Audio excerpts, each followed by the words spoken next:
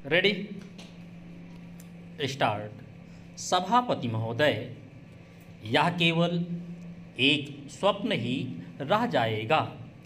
ऐसी स्थिति में मैं अनुभव करता हूँ कि आपातकाल की घोषणा की जाए और इस देश के जो बुद्धिमान लोग हैं उनको लेकर एक सर्वदलीय सरकार स्थापित की जाए। हम यह अनुभव करते हैं कि जिस तरह का शासन इस समय चल रहा है उससे देश की कोई भी समस्या हल होने वाली नहीं है, बल्कि इस सरकार की गलतियों से समस्याएं बढ़ती जा रही हैं। राष्ट्र की आंतरिक सुरक्षा के विषय में जो बिल मंत्री महोदय ने प्रस्तुत किया है उस पर अब तक जितने भी भाषण हुए हैं उनको मैंने बड़े ध्यान से सुना है। माननीय सदस्यों ने व्यक्तिगत स्वतंत्रता की लपेट में बहुत सारी बातें कही हैं और हमारे दल की ओर इशारा करते हुए कहा कि हम भी इसके औचित्य के संबंध में फिर से विचार करें।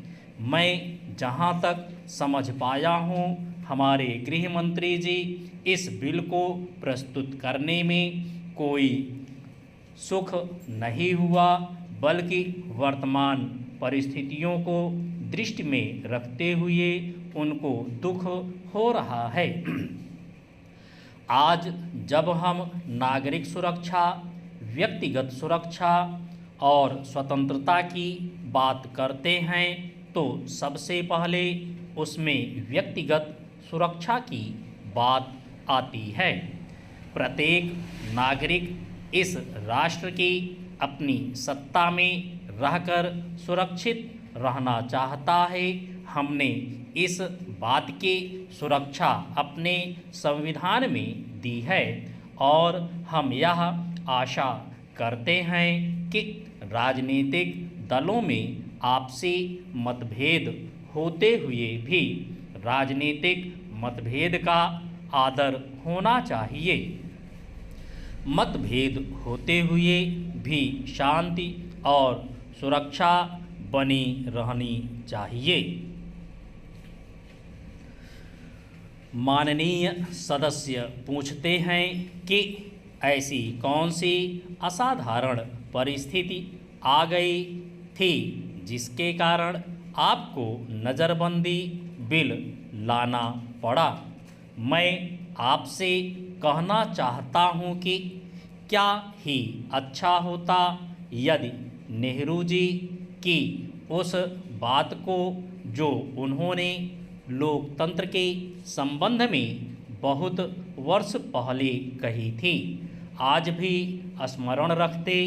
उन्होंने एक बार कहा था कि लोकतंत्र के संचालन और दायित्व निर्वाह में अगर किसी प्रधानमंत्री को बार बार पीछे मुड़कर देखना पड़े कि कोई छुरा तो नहीं भौंक रहा है,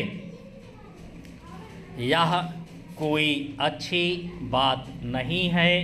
यदि ऐसी परिस्थिति देश में पैदा हो जाए, सांप्रदायिक दृष्टि से देश में विभिन्न स्थानों पर सांप्रदायिक दंगे हो रहे हों, उनका सामना करते हुए यदि हम जनता को सुरक्षा दे सकें तो फिर किसी बिल की आवश्यकता नहीं है।